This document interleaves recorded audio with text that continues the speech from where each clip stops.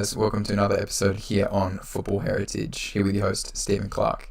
So, as you can tell by the title, today we're going to be talking about something a little bit different, which is AFL, Australian Rules Football, for anyone who isn't familiar.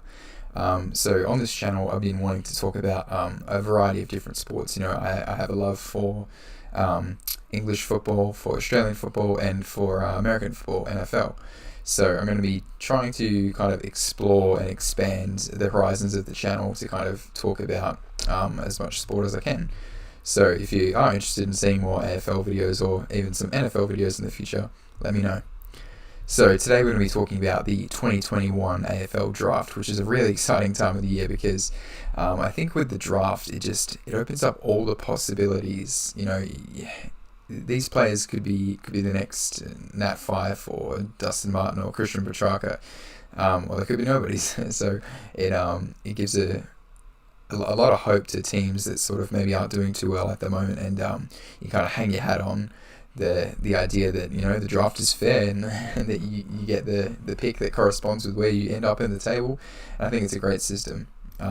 So without any further ado, let's get into some of the top prospects. I'm going to be trying to talk about the top 20 picks, which will be tomorrow night, for anyone interested in watching. And we'll just be kind of going through who I think each team's going to pick. Now, I've tried to do my research as much as I can on some of these players, but the consensus seems to be across the league that it's actually a fairly reasonably similar sort of draft pool in terms of skill. You know, you've got your top end talent, but then sort of after maybe the 5 or 6 becomes quite even. So it will be interesting to see who these teams choose, because I don't think anything's set in stone at the moment. With that said, this will be my best effort at it. So, as we all know, pick 1 has gone to North Melbourne due to them finishing bottom of the table this year, and they've made no surprise about who they're gonna pick. You know, it's going to be Jason Horne-Francis, the South Australian midfielder, who's sort of taken the sort of SANFL by storm, really. He was best on ground in a preliminary final where his team were knocked out, and he's just looked class all round. You know, people have been sort of likening this guy to a Nat Fyfe type midfielder, so he could be something special, and I think he'll have an immediate impact on a team that really needs some bodies in the midfield. So no surprise, Jason Horne-Francis will be the 2021 number 1 pick. So number 2 is where things really get interesting, because it is the pick of the Gws Giants. But as we know, or some people may not know, 2 of the next sort of 3 top players in this draft are father-son players, meaning that they can be bid on. So I suspect that GWS Giants will pick the second best, arguably the first best talent in the pool, which is Nick Daicos. But that bid will be matched by Collingwood, meaning that Nick Daicos will go to Collingwood as his father was Peter Daicos, the Collingwood legend. So Nick Daicos will go to Collingwood. GWS then, I suspect, will go for the next best talent available, which will be Sam Darcy. Unfortunately, again, this is another father-son product, the son of Luke Darcy, so Sam Darcy will go to the Bulldogs. Finally, GWS will pick a player that can actually join their list, which I suspect will be Finn Callahan. So Finn Callahan is an excellent midfielder, much like Daicos and Horne-Francis. He's gained an extra 2 centimetres in height just over the recent few months when they tested them at the Combine recently. So he's a great size. He's 192 centimetres, I believe.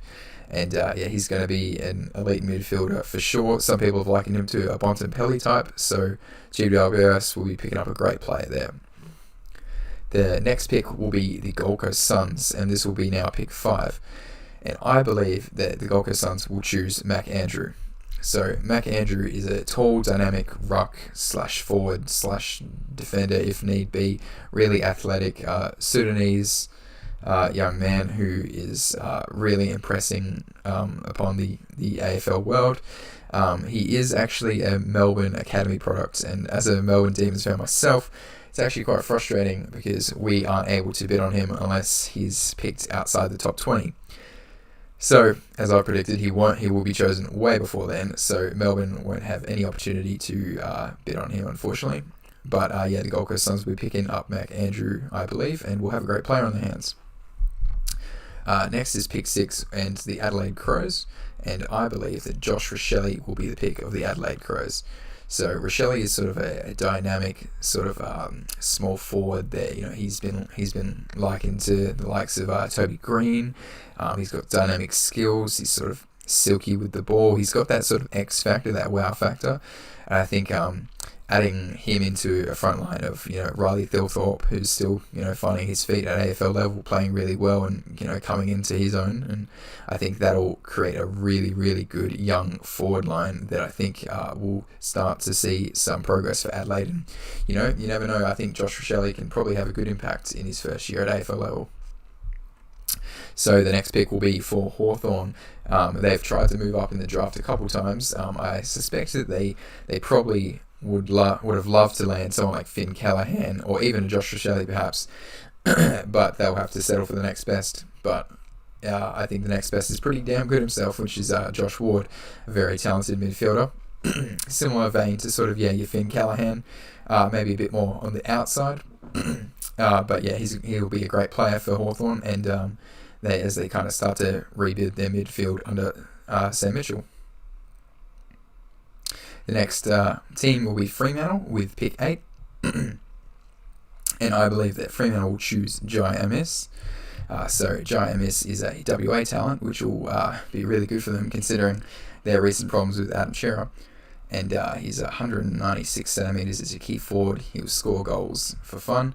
And I think that that'll really inject some life into the Freo forward line because they've struggled there recently. The next pick is Richmond, and I think Richmond will choose Ben Hobbs, who's sort of maybe the toughest sort of inside midfielder available in this draft pool. I think that the opportunity would be too good to pass up for Ben Hobbs. I think he's going to be a great player, maybe akin to like a Jack Viney, except like with a bigger sort of build. He looks like to be a great player. Seems to be a great character from all the interviews I've seen as well from Ben Hobbs.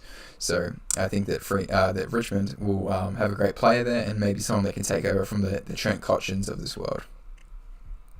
The next pick is pick 10, and that's Fremantle again. And I think that Fremantle will now address the midfield, as I believe this is quite a midfield heavy draft. So I feel like you can pick up quite a good amount of good midfielders at the moment. And I believe they'll choose another WA prospect in Matthew Johnson. So great midfield talent again. He's just silky again. Very, very similar, all these sort of players. The most different being that sort of Ben Hobbs sort of rough type. Johnson will be a good pick. Next is pick 11, which is St Kilda's pick, which will be Nasiah Wanganeen-Malira.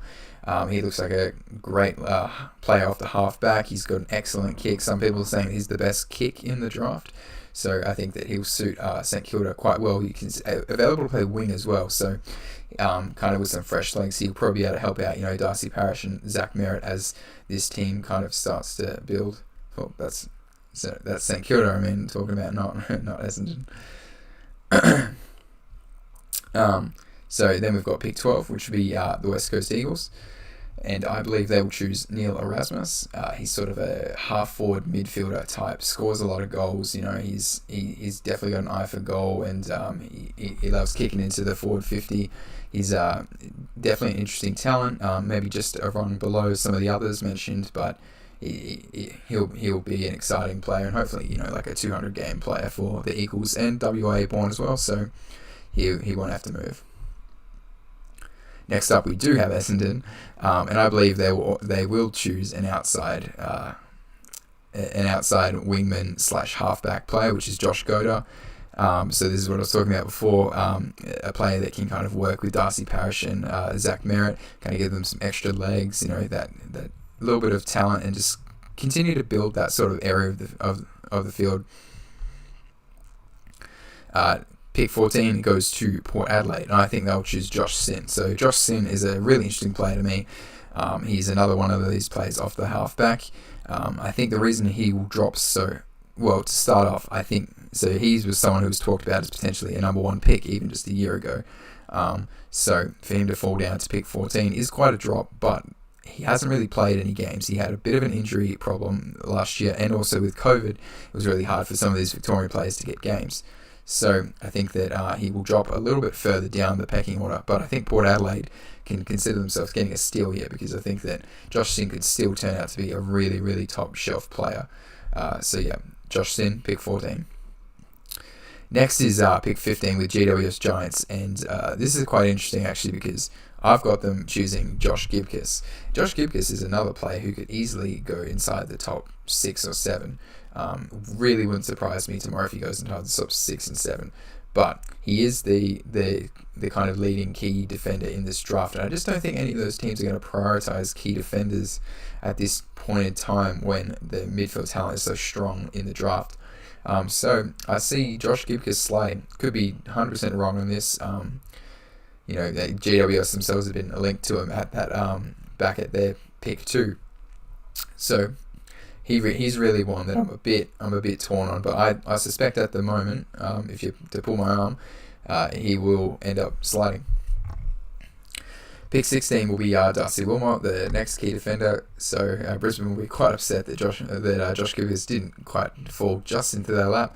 But Darcy Wilmot's another sort of great looking defender. The next best in the draft. He'll help plug some holes for them. Then we've got pick 17, which is Richmond again, and I think they'll choose Tyler Sonsie. So Sonsie's another sort of winger halfbacker. Looks like a great player, very speedy, very intelligent, great kick. I think that with the addition of Ben Hobbs and Tyler Sonsie, I think Richmond will have some new life sort of in that side, and I think they'll pick up 2 great players. Next, I've got Sydney with Sam Butler. So he's a sort of a midfield forward type player, more midfield. I suspect he might be seen as like sort of a replacement for maybe Josh Kennedy as he starts to ease out. He's got a lot of fans, this guy. He could go anywhere from 11 onwards. So yeah, keep your eye on Sam Butler. I think he might end up at Sydney. Now, next is pick 19, which is my team, Melbourne. This is a really hard one to pick because, as everyone knows, we're the premiers, and I think that the team doesn't really have any dire needs.